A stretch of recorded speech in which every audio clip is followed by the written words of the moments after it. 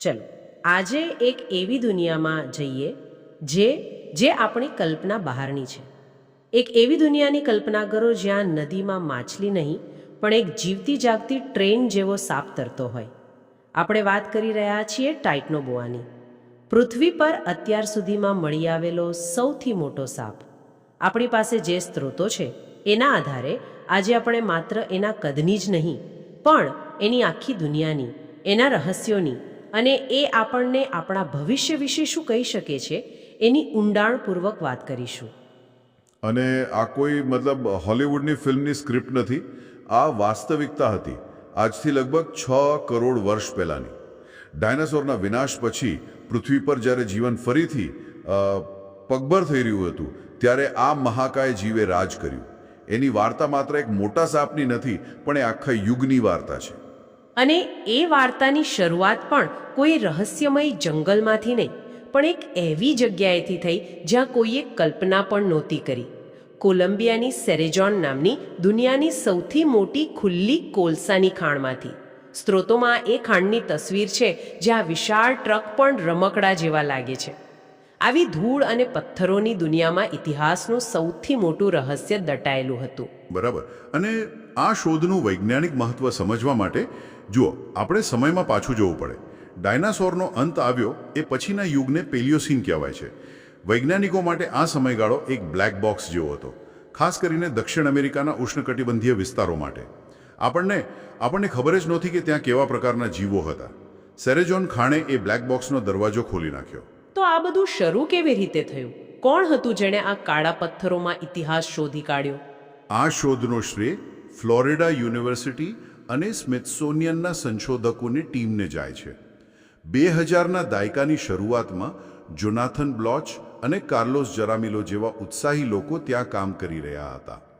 તેઓ કોલસાની વચ્ચેથી નાના મોટા જીવાશ્મો શોધી રહ્યા હતા. ત્યારે તેમને કેટલાક અસામાન્ય રીતે મોટા હાડકાં મળ્યા. ઓહ! અને એમને તરત જ ખબર પડી ગઈ કે આ કોઈ મોટા સાપના છે? ના, બિલકુલ નહીં. અને અહીં જ વાર્તામાં રસપ્રદ વળાંક આવે છે.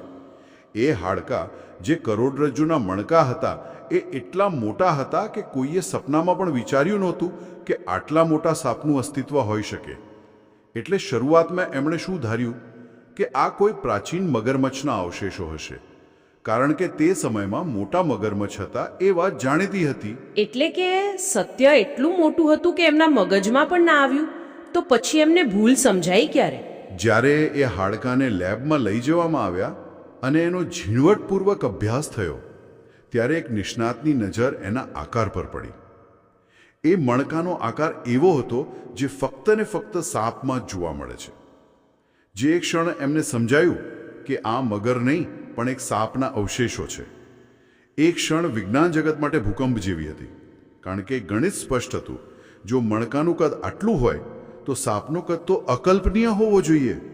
મને તો એક ક્ષણની કલ્પના કરતાં પણ રોમાંચ થાય છે. પછી તો એનું નામ પાડવાનો સમય આવ્યો હશે. ટાઇટનોબોઆ સેરેજોનેન્સિસ.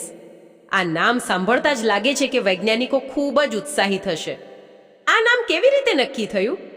આમાં રસપ્રદ વાત એ છે કે નામ જ એની આખી ઓળખ આપી દે છે. ખબર છે, વૈજ્ઞાનિકો એવા નામની શોધમાં હતા જે એના કદને ન્યાય આપી શકે. એટલે એમણે ગ્રીક પૌરાણિક કથાઓના ટાઇટન્સ એટલે કે દૈત્યો પરથી ટાઇટન શબ્દ લીધો. એની પાછળ સાપના એક પ્રકાર બોઆ જોડ્યો એટલે બન્યું ટાઇટનોબોઆ. અને ક્યાં મળ્યો હતો? સેરેજોન ખાણમાં. એટલે પાછળ લાગ્યું સેરેજોનેન્સિસ. આખા નામનો અર્થ થાય છે સેરેજોનનો મહાકાય બોઆ સાપ.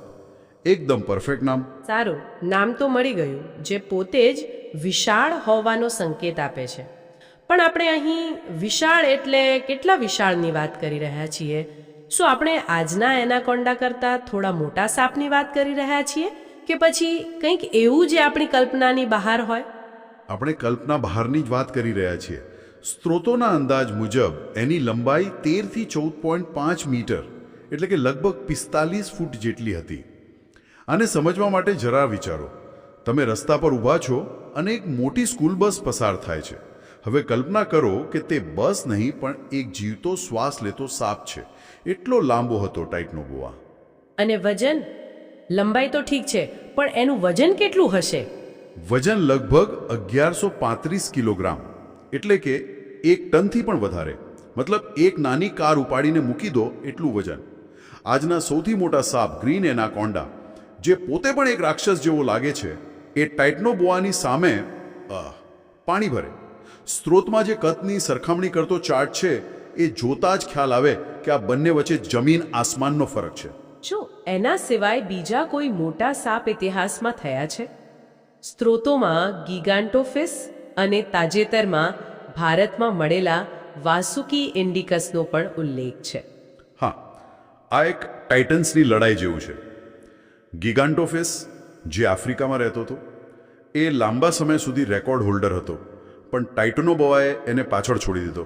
અને તાજેતરમાં ભારતમાં જે વાસુકી ઇન્ડિગસના અવશેષો મળ્યા છે એ લંબાઈમાં કદાચ ટાઇટનોબોઆની નજીક પહોંચી શકે છે, પણ ટાઇટનોબોઆનું શરીર જે રીતે મજબૂત અને વજનદાર હતું એ એને પ્રાણી જગતનો હેવીવેઇટ ચેમ્પિયન બનાવે છે. એ માત્ર લાંબો નહોતો, એ ખરેખર એક રાક્ષસ હતો. તો એના હાડપિંજરની વાત કરીએ. આટલા મોટા શરીરને ટેકો આપવા માટે કેવા પ્રકારની રચના જોઈએ? શું એ સામાન્ય સાપના હાડપિંજરનું મોટું વર્ઝન જ હતું? ના, એનાથી ઘણું વધારે. એના કરોડરજ્જુના મણકા માત્ર મોટા નહોતા, પણ એની ડિઝાઇન જ અલગ હતી. એ અસાધારણ રીતે મજબૂત અને પહોળા હતા. કલ્પના કરો કે દરેક મણકો એક નાની ઈંટ જેવો હતો, જે એકબીજા સાથે જોડાઈને એક અતૂટ અને લચીલી સાંકળ બનાવતો હતો. સ્ત્રોતમાં જે જીવાશ્મ મણકાની છબી છે તેમાં જોઈ શકાય છે કે સામેથી પંચકોણીય આકારનો છે. આ જ એન્જિનિયરિંગ કમાલ એને પાણી અને જમીન પર આટલી તાકાત અને ગતિ આપતી હતી.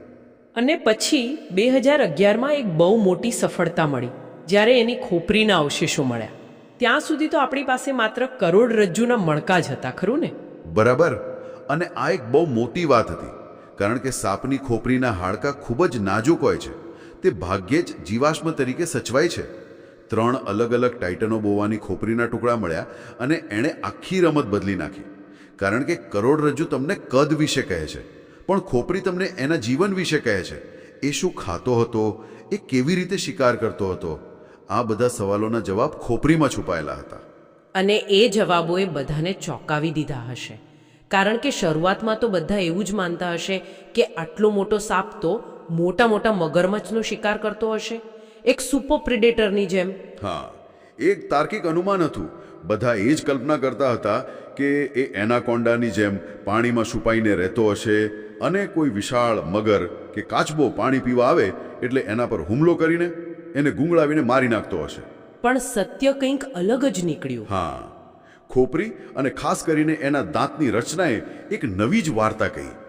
એના દાંત લાંબા અને પાતળા હતા, જે શિકારને પકડવા અને જકડી રાખવા માટે ઉત્તમ હતા, પણ કોઈ મજબૂત મગરના શરીરને ફાડી નાખવા માટે નહોતા. એના જડબા પણ એ રીતે બનેલા નહોતા. એના પરથી વૈજ્ઞાનિકો એવા નિષ્કર્ષ પર આવ્યા કે ટાઇટનોબોઆ મુખ્યત્વે માછલી ખાનારો હતો, એક પેસ્કીવોર્મ. એક મિનિટ, મને આ સમજવા દો. ઇતિહાસનો સૌથી મોટો, સૌથી ભયાનક સાપ, જેનું નામ ટાઇટન પરથી આવ્યું છે, તે મોટા ભાગે માછલી ખાતો હતો.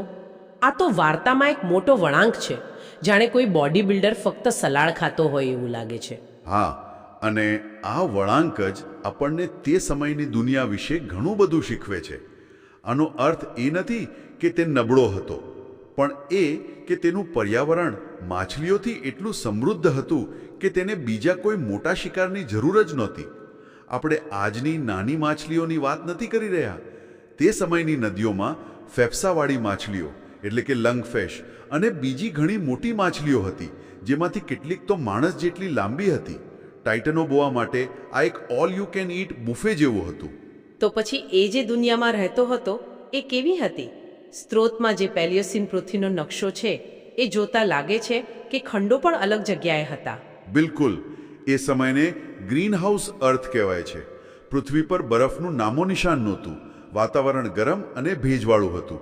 સેરેઝોન વિસ્તાર એક વિશાળ ગીચ જંગલ હતું, જેમાં મોટી ધીમી ગતિએ વહેતી નદીઓ અને દલદલ હતા.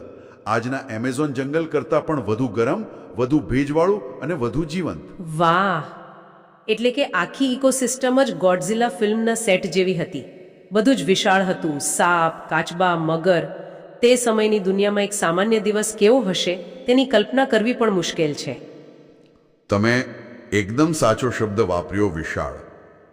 ટાઇટનોબોઆ ત્યાં એકલો નહોતો. એની સાથે 3 અલગ અલગ પ્રકારના મગરમચ્છ જેવા ડાયરોસોર્સ રહેતા હતા, જેમાં એચેરોન્ટીસુચસ નામનો જીવ હતો, જેની ચાંચ લાંબી અને પાતળી હતી, જે પણ માછલીનો શિકાર કરતો હતો. અને પછી હતા વિશાળકાય કાચબાઓ. એક હતો કાર્બોનેમિસ, જેનો અર્થ થાય છે કોલસાનો કાચબો.